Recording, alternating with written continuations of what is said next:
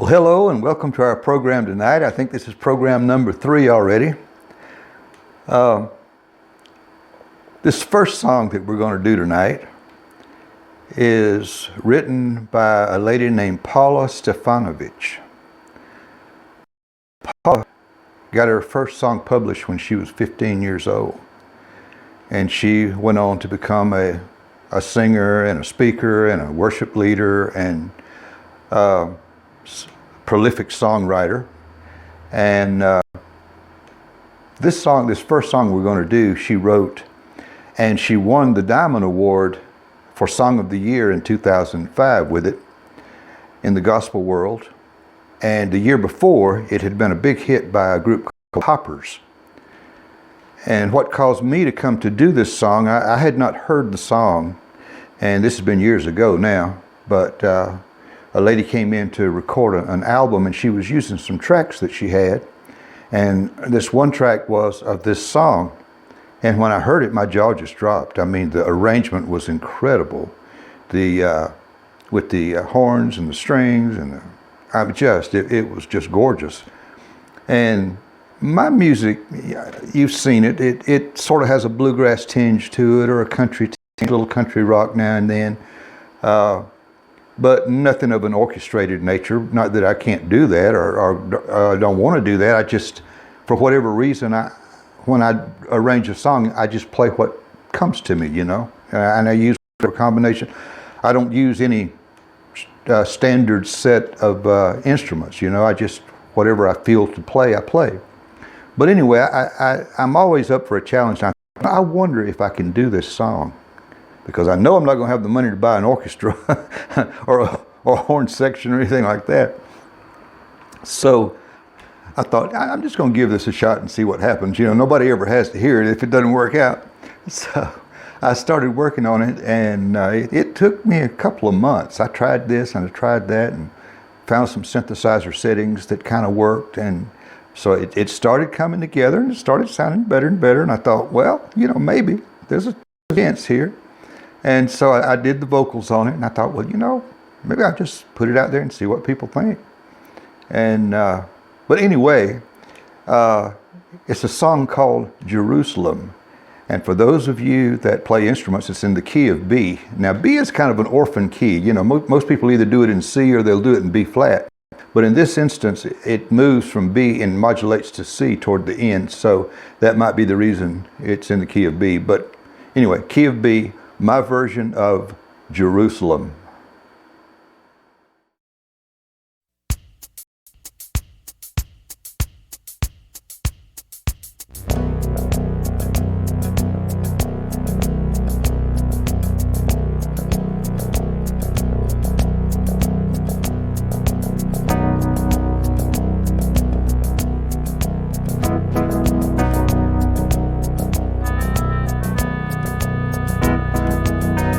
John saw a city that could not be hid. John saw the city, oh yes he did. John caught a glimpse of the golden throne. Tell me all about it, go right on. Around the throne he saw a crystal sea. There's got to be more, what will it be? I want to go to that city he saw, New Jerusalem. Jerusalem, I want to walk your streets that are golden, and I want to run where the angels have trod. Jerusalem, I want to rest on the banks of your river, in that city, city of God.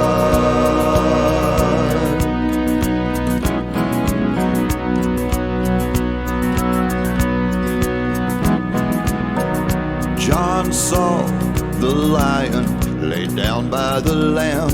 I want to know everything about that land. John saw the day, but he did not see night. The Lamb of God, well, it must be the light. He saw the saints worship the great I Am, crying, worthy, worthy is the Lamb. I want to go to that city he saw, New Jerusalem. Jerusalem, I want to walk your streets that are golden, and I want to run where the angels have trod. Jerusalem, I want to rest on the banks of your river, in that city, city of God.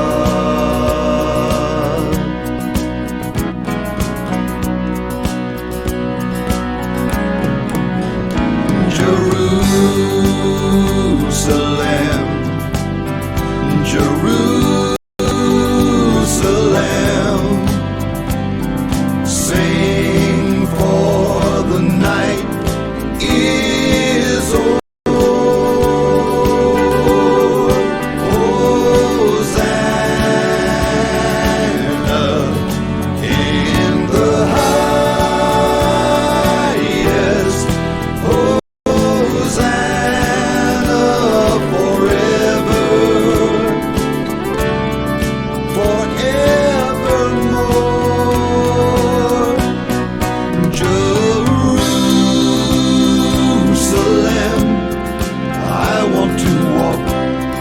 Streets that are golden, and I want to run where the angels have trod.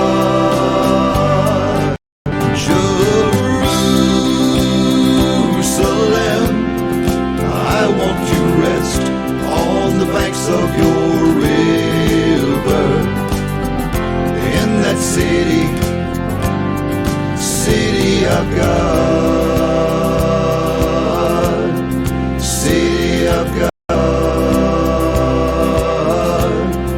Jerusalem, Jerusalem, city of God, it's the city of God.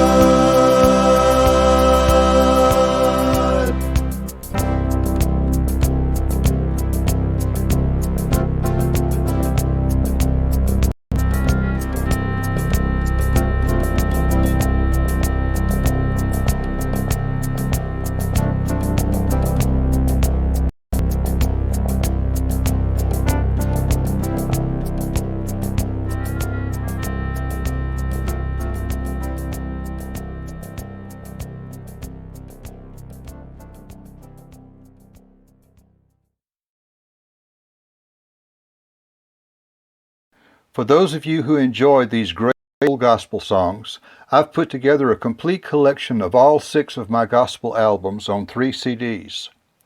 Most of the songs we'll be doing on the Friday Night Sing-Along are contained in this collection. There are 2 complete albums on each CD, and this collection also contains a book with the words and the chord changes I used to play each of the 62 songs. Perfect for those that like to play along. Just go to our website, www.birdyeomans.com, and click the My Music Store tab, and this special offer will be at the top of the page. You can also email us directly if you prefer, and that address is birdyeomans.com. You'll also find my individual CDs as well as DVDs of the Friday Night Sing-Along episodes. Now let's get back to some of that great old-time gospel music.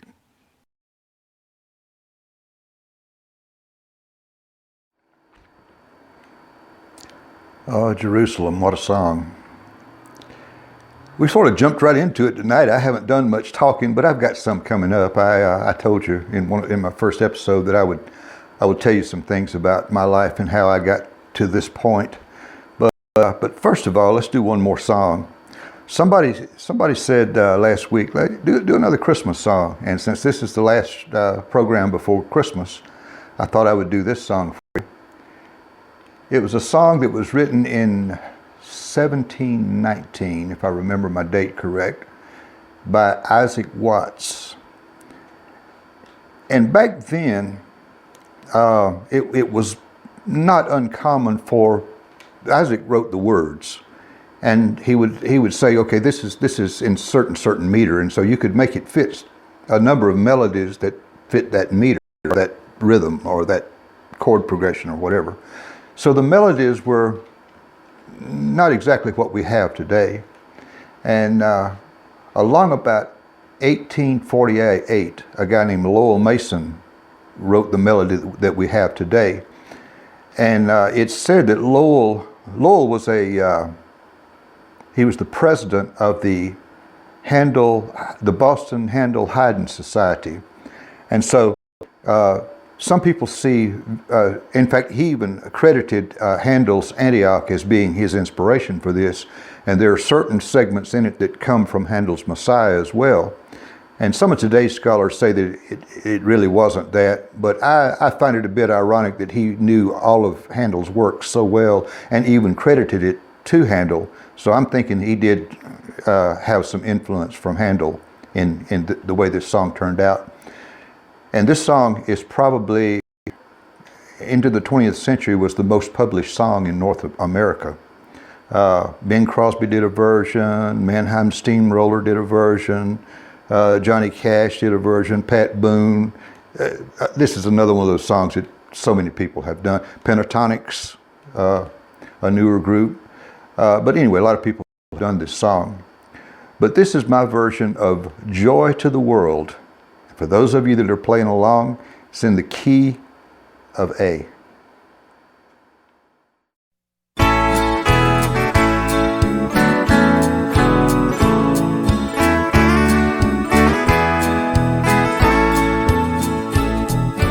Joy to the world, the Lord has come. Let earth receive her King. Let every heart prepare him room, and heaven and nature sing, and heaven and nature sing, and heaven and nature sing. Joy to the world, the Savior reigns. Let men their songs employ, while fields and floods, rocks, hills and plains repeat the sounding joy, repeat the sounding joy, repeat the sounding joy.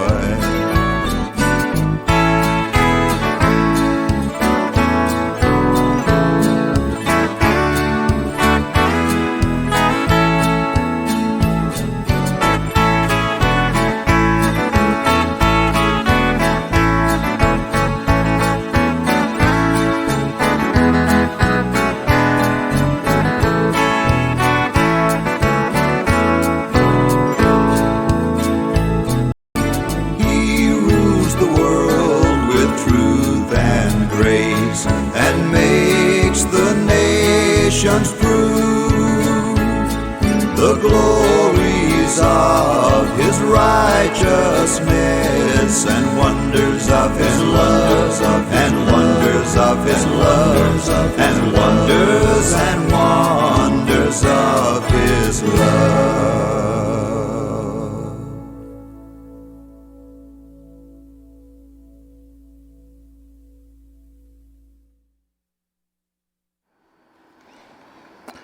Well, I guess you noticed I jumped right into it tonight, and I tried not to do a lot of talking on the first three songs. But I told you a couple of weeks ago I'd tell you some stuff about my life. So tonight, I've picked tonight to sort of give you my testimony and tell you how I got to here. This album right here will always mean the world to me. because it was my first gospel album. And the way this came to be, my dad was a preacher, and I was the prodigal son, and I played, I guess, at most of the bars on this side of the Mississippi for the first 20 years of my life, and then my bands got to where they were good enough to begin to play some better, concerts and that type of stuff.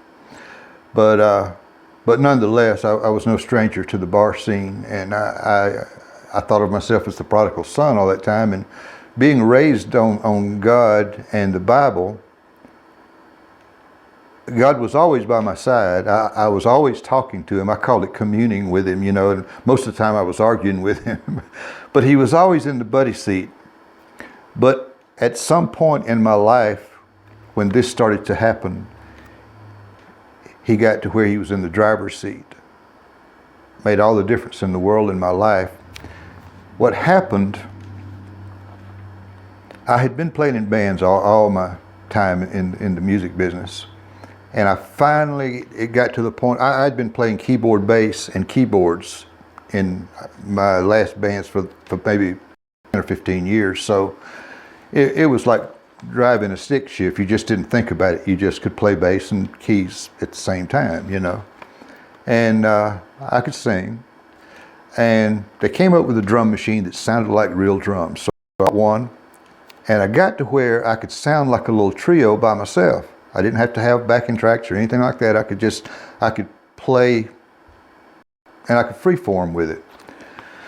So I called my agent and I told her, I said, I've just had enough of the band business, and my band the last band had just broken up, and it was just I knew it was the time to do it. I had been working on this, but I didn't want to break my band up. But since it did break up, I thought this is the time to do it. And so I had talked to them when I got home from the last band job, which was on a weekend. And so 2 days later, on a Tuesday, my agent called and she says, "Bird, there's a seafood restaurant out in Conyers, Georgia, that needs somebody tonight. Somebody just canceled on them." And it was 4 o'clock, and I lived in, which was at least 2 hours away. I told her, I said, "Kay, I can't get there by 6 o'clock," because they started early since it was a piano bar. And she said, "Well, they're not going to have anybody if you don't go." She said, "Just go out there and talk to the guy. Maybe y'all can work it out for the rest of the week." And so I thought, well, be a 2-week engagement. I was used to playing rock and roll and country and that kind of stuff. And my idea of doing a single was to have it where I had my big PA and, sound like a little trio up big, so that it was like a bar situation. I never thought about a piano bar. That was just not something I would think to do. But I'm going, well, I need rent, so let's go play this thing. We'll get 2 weeks out of it, maybe. So I go out there, and she told me, she said, "You don't even have to take your equipment. He's got a piano and he's got a house PA." And I thought, oh my gosh, most of the time back then, now house PAs can be quite good, but back then I'm going, oh my, well, but there again, just go do it and let's see what we can work out. So I got out there and we got through the first night and it was okay, but anyway, I brought a little bit better stuff the next night. I had time to work. I knew what I needed then. So I brought a little bit bigger PA. I didn't bring my big PA, but I just a piece of it, and had my bass and keyboard. And that engagement turned into a 7-year engagement. Well, now, okay, so I'm sitting there and I'm going, for the first time in my life, I had a few dollars left at the end of the week. I'm going, okay, let's open a studio. I had some little basic equipment, but usually I'd set it up in my bedroom and I'd just sort of mess with it. I didn't do anything on a professional level with it because it wasn't professional equipment, not really. I mean, you could record with it, but anyway, so I set this up and went to the bank, and since I had a steady job now, or what looked like a steady job, I was able to talk somebody into loaning me enough money to buy a decent board for the studio and what I needed to really be able to record there. So after a little while, 6 months or so, I'm thinking, I think I'll record Mom and Daddy a little album just as a thank you for them putting up with me. I know they were never for me playing bars. Daddy being a preacher, that wasn't what he was going to advise me to do by any means, you know. But so of course, Daddy being a preacher, I picked out gospel songs, right? Sweet by and by, When We All Get to Heaven, Mansion Over the Hilltop, How Beautiful Heaven Must Be, that sort of song. Little I realized that God was in this. He was leading me, and I didn't know this at the time. I wasn't thinking like this. But anyway, when I started to record the vocals on those songs, I would step up to the microphone and I would get choked up. I would get emotional, and I'm going, Lord, are you messing with me? Are you, what is this? And I'm, you know, for the first time, I'm playing a place where I've got a little money left at the end of the week, and now you're wanting me to do gospel music, aren't you? How am I going to make a living? Well, anyway, this communing went on for a while, and I sat there night after night after night playing, and I'm seeing the faces, and I'm realizing I'm the cheerleader that gets them to buy too many drinks and drive home in an unsafe condition, and Lord knows who they might wind up going home with, and what kind of relationship that might turn. I mean, all this stuff was going through my mind. I'm going, you know, I'm feeding these people the wrong stuff. I want to do this music where they don't wake up with a headache in the morning. They don't wake up with the wrong person in the morning. They don't, see what I'm saying? I mean, this started bothering me. Well, anyway, after a while, this job ended. I took another one with a friend. We played a place for a couple of years, and it's really starting to get to me now. I mean, it's just, I'm knowing I need to be doing gospel music somewhere or another. But without me going into too long a detail, a friend of mine had started playing Walmarts and selling little cassettes that he was making himself from a cassette player. Didn't even have a picture on the front, or, I mean, it was just, they would write the songs on there, and he finally started, the way I found out about it, he started having me do his duplications because he couldn't make them fast enough and write, so I could do duplications at the studio. So next thing I know, he's ordering 100 cassettes every couple of months or so, and I'm thinking, wow, I wonder. And for whatever reason, I had re-recorded those songs I had done for Mom and Daddy. My equipment had gotten a lot better, and I had gotten better at being able to do it. So I had the 8 songs redone. I needed 2 more songs to have a 10-song album. Well, it turns out that the place I was playing with my friend, that place got sold, and we got a 2-week notice. And I came home and I told my wife, Linda was one of the good things that happened to me at Crab and Claw. I met her, and we got married, and she was a sales lady, and she kept telling me, she said, baby, I can sell you, I can book you.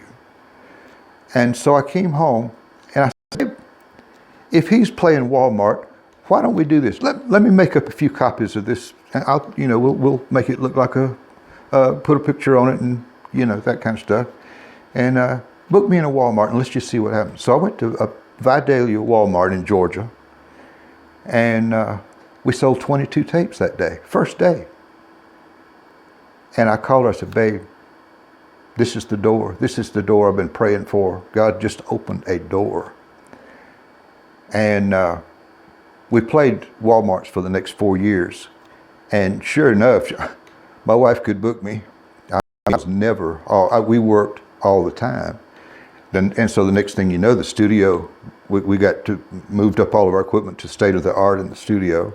And I wound up cutting 6 gospel albums during that period of time before my memory started finally playing tricks on me after about 10 years.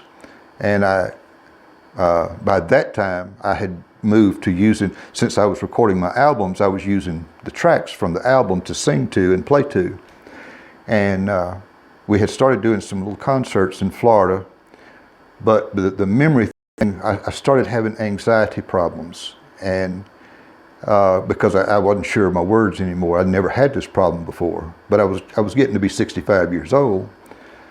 So finally we had to retire from the touring, and I took some time off. But anyway, this is the album that changed my life. God will use you if you let Him. And so I'm sitting here at 75, and I get emotional trying to tell this.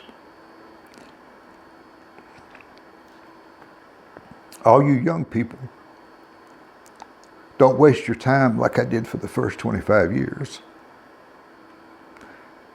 And all of you folks that are older, it's never too late. I did not really find myself until my early 50s. But I had been looking for a long time. Like I said, He was in my buddy seat.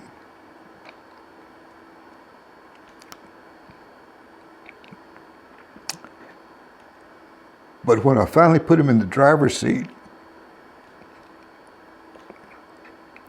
it's been a great ride.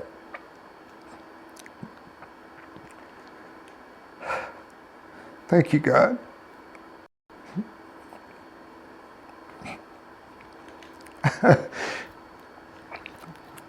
And now I'm supposed to play you a couple of songs off of this.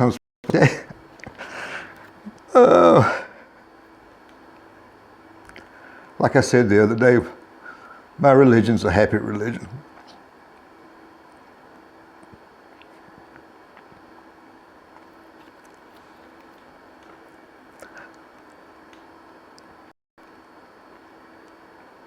I know what the prodigal son felt like when he got home.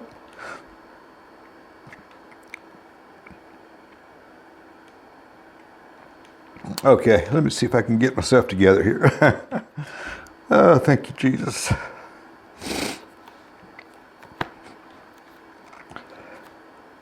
Okay, I can do this.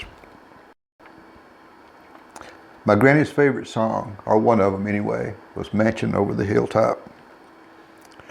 So for that very reason, that was one of the songs that I picked for that first album, because that first little cassette, I figured there'd be two cassettes, one for Mom and Daddy, one for her, and I'd keep one just for reference. I never dreamed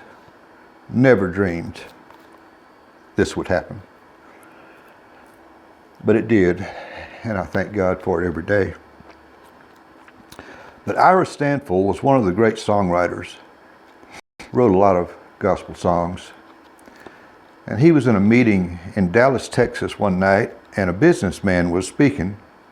And the businessman told this story. He said, I was out, he said, my business was sort of going bad. He said, I was all depressed and worried, and so I decided to take a ride one day. He goes out, and he gets off the beaten path pretty far, and winds up on a little dirt road. And he said he came upon this little girl, and she was standing beside the road, and she had a little doll that was just sort of tattered and not much to it, and said the house was kind of run down. And here he was feeling all depressed, a successful businessman, but he was just suffering a little loss here and there, but he had plenty. He just was struggling at the moment, you know. But here she was with hardly anything, and she's so happy just standing beside the road. And he says, sweetie, how can you be so happy when you have so little? And she said, because my daddy just came in, he's building us a mansion over that hilltop. And Ira said he went home with that on his mind. He said he woke up the next morning and he wrote this song. And so I'm going to do you my version of it tonight. It's called, I've Got a Mansion Just Over the Hilltop.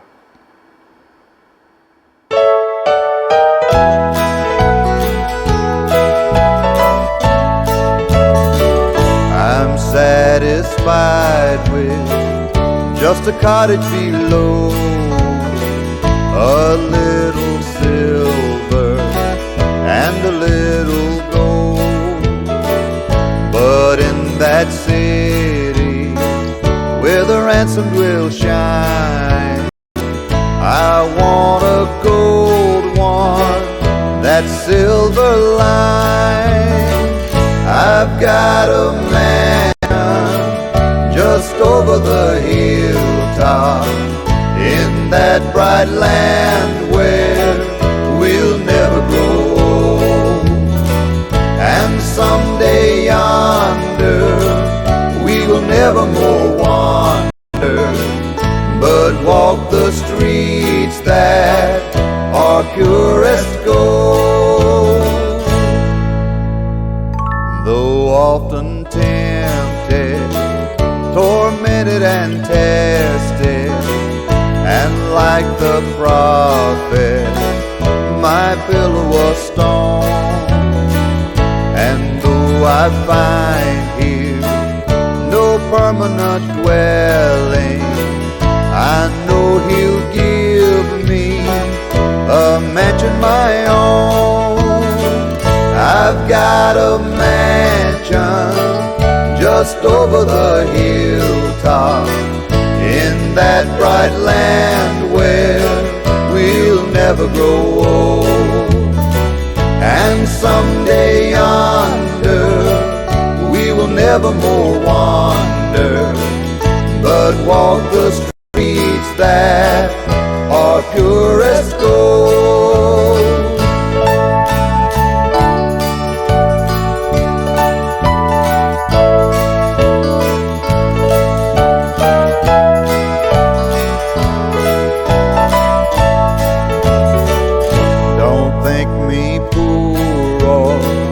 Deserted or lonely, I'm not discouraged, I'm heaven bound. I'm just a pilgrim in search of a city. I want a mansion, a harp and a crown.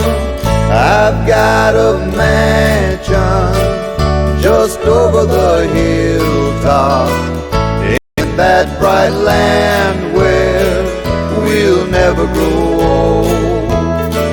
And someday yonder we will never more wander, but walk the streets that are pure as gold. I've got a mansion just over the hilltop, in that bright land where we'll never grow old. And someday yonder we will never more wander, but walk the streets that are pure as gold.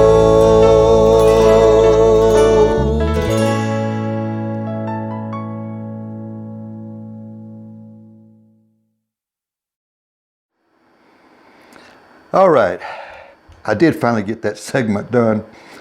I tried doing that segment about 3 or 4 times, and I got so emotional the first 3 times. There was no way to use that, and even the 4th time, I'm just telling you, I'm just so thankful and grateful to God that He finally led me home.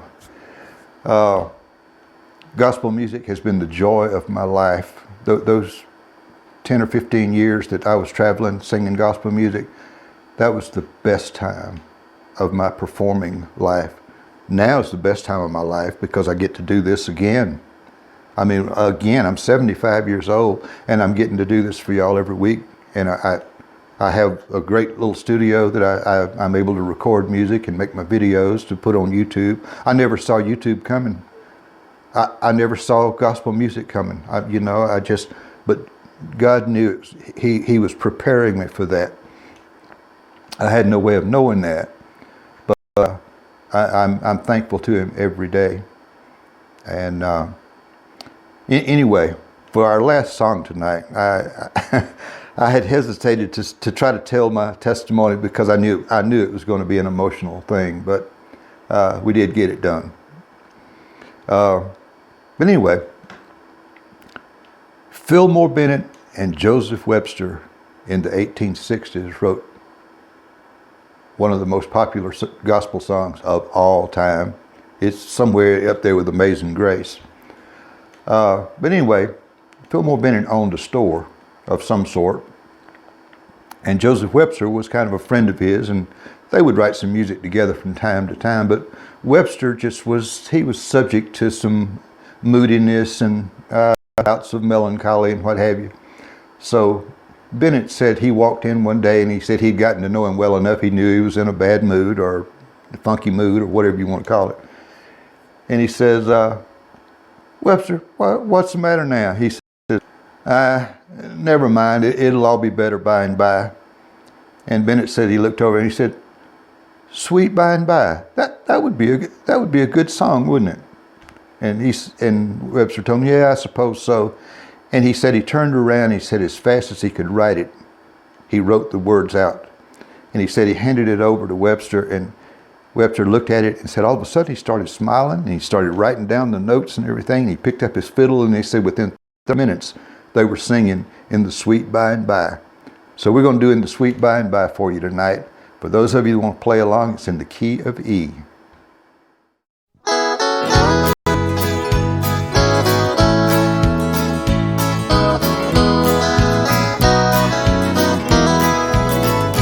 There's a land that is brighter than day, and by faith we can see it afar. For the Father waits over the way to prepare us a dwelling place there. In the sweet by and by, we shall meet on that beautiful shore. By and by, in the sweet by and by, we shall meet on that beautiful shore. We shall sing on that beautiful shore the melodious songs of the blessed, and our spirits shall sorrow no more. Not a sigh for the blessing of rest.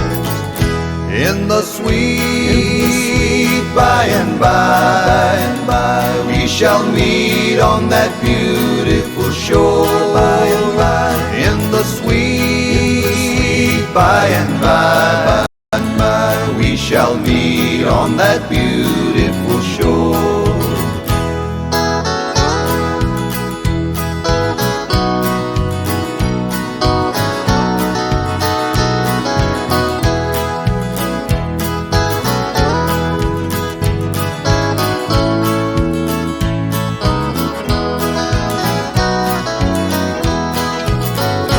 To our bountiful Father above, we will offer our tribute of praise for the glorious gift of His love and the blessings that hallow our days.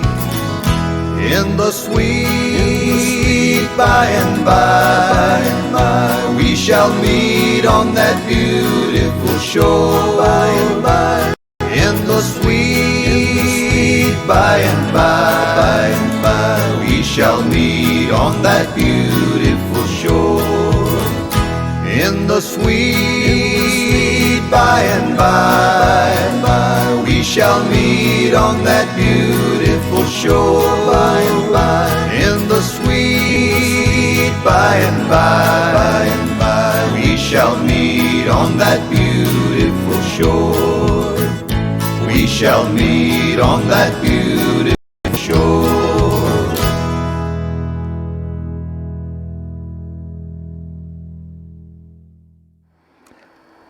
Well, that's our program for tonight, but don't forget, go to our website, birdyeomans.com, and you can find all my CDs there, and you'll find the Friday Night Sing-Along special there. And if I don't have it up by now, I will quickly get up. Last week, Linda mentioned some of my double CDs. I'll have to tell you how that came about one of these days. But at any rate, if they're not there, email her, linda@birdyeomans.com, and she'll be able to help you with those, but hopefully they'll be up on the website by now. But thank you so much for joining us tonight. We've enjoyed it, and we will see you next Friday night at 8 o'clock.